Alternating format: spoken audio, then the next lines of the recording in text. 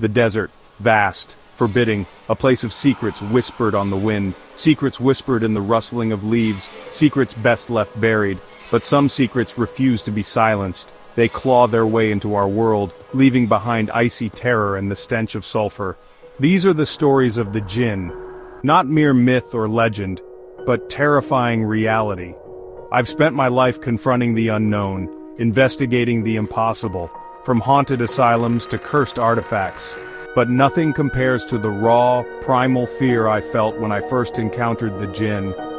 These aren't ghosts bound to a place. They're something older, something darker, something woven into the fabric of our world. And they're waiting. The Djinn, born of smokeless fire, predating humanity. They exist in a parallel dimension, observing our world, sometimes choosing to interact with it. Their motives remain a mystery. Are they benevolent guardians or malevolent tricksters? The answer, like the desert itself, is ever-shifting. Ancient texts speak of their power, their ability to shapeshift, to control the elements, to possess the living. They are the stuff of nightmares, but their existence is undeniable. From the ancient deserts of Mesopotamia to the bustling souks of Marrakesh, their presence is felt. A chill down your spine, the feeling of being watched, the scent of jasmine where no jasmine grows. These are the signs of the Djinn, and once you've experienced them, you'll never forget. My investigations have led me across the globe, chasing whispers and rumors. From the bustling streets of Tokyo to the remote villages of the Amazon, I've followed every lead, no matter how obscure or dangerous. Each journey brought me closer to the heart of the unknown, where myths and reality blur.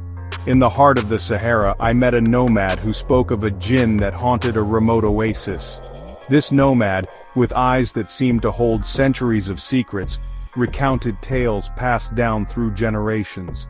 He described the Djinn as a malevolent spirit, one that thrived on the fear and despair of lost travelers. It appeared as a beautiful woman, luring travelers to their deaths. The mirage of her beauty was irresistible, a fatal attraction that led many to their doom. Those who saw her were never seen again, their cries swallowed by the endless sands. Her laughter echoed through the dunes, a chilling siren song. It was said that her voice could drive a person mad, the haunting melody lingering in the minds of those who heard it. The wind carried her laughter far and wide, a constant reminder of the dangers lurking in the desert.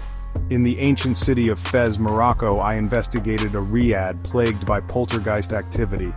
The narrow alleyways of Fez seemed to whisper secrets of their own, and the riad stood as a silent witness to countless eerie events. The air inside was thick with tension, every corner hiding a story of its own. Objects moved on their own, chairs would slide across the floor, and books would fly off the shelves. The disturbances were relentless, leaving the residents in a state of perpetual fear.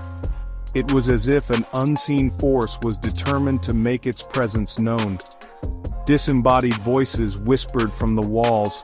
These voices, sometimes soft and pleading, other times harsh and demanding, seemed to come from nowhere and everywhere at once. The whispers would grow louder at night, making sleep impossible for those who lived there. The family living there was tormented, driven to the brink of madness.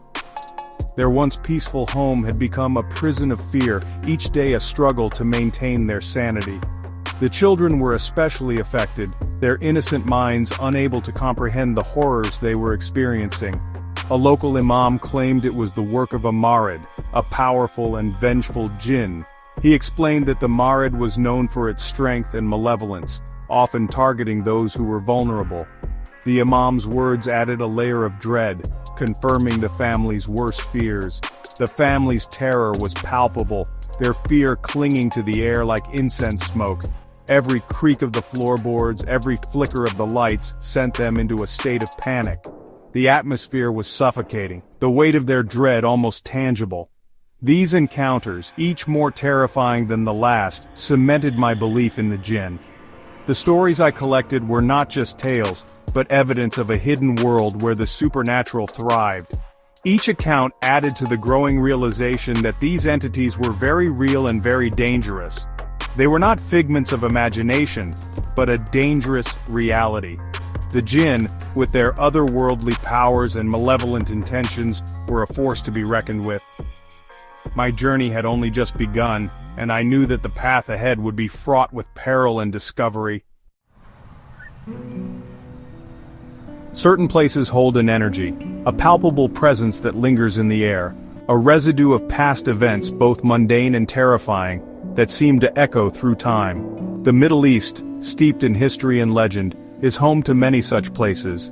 Cities that have seen the rise and fall of empires, markets that have thrived for centuries. The empty quarter of the Arabian Peninsula, a desolate expanse of sand dunes, is said to be a playground for Djinn. This vast, uninhabited desert holds secrets that have been whispered about for generations. Tribesmen speak of seeing strange lights and hearing unearthly music emanating from its depths. These phenomena are often attributed to the Djinn, who are believed to inhabit this remote region. The ruins of Petra, Jordan, carved into sheer rock faces, are breathtakingly beautiful. This ancient city, once a thriving trade hub, now stands as a testament to human ingenuity and resilience. But beneath the beauty lies an unsettling energy. The shadows seem to move, and the air feels thick with the weight of history and mystery. Local Bedouins whisper of the Sihaya, female Djinn who lure men to their deaths in the labyrinthine canyons. These stories have been passed down through generations, adding to the mystique of the place. These are just a few of the many haunted places in the Middle East. Each location has its own unique story, its own unique energy. Places where the veil between our world and the realm of the Djinn is thin. In these places, the supernatural feels not just possible but almost inevitable. Places where the supernatural is not just possible but probable.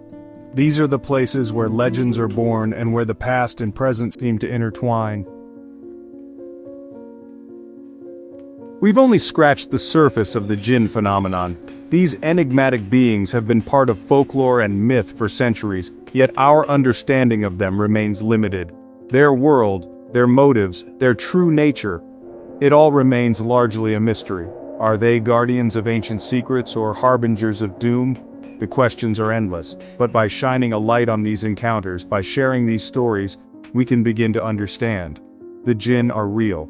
They are not just figments of imagination or tales to scare children. They walk among us, unseen, unheard, but always present. Their influence can be subtle, yet profound, affecting our lives in ways we might not even realize. Have you had an encounter with the Djinn, perhaps a fleeting shadow, a whisper in the wind, or an inexplicable feeling of being watched? Have you felt their presence, heard their whispers, witnessed their power? Your stories are important. They help us piece together the puzzle of their existence. Don't be afraid to share your experiences. Each account, no matter how small, adds to our collective understanding. By coming together, we can pierce the veil of secrecy and shed light on these enigmatic beings. Together, we can uncover the truth. The truth, as they say, is out there, and it is waiting for us to discover it. And in the case of the Djinn, the truth is as terrifying as it is fascinating. The more we learn, the more we realize how much we don't know. Please subscribe to our channel for more supernatural encounters.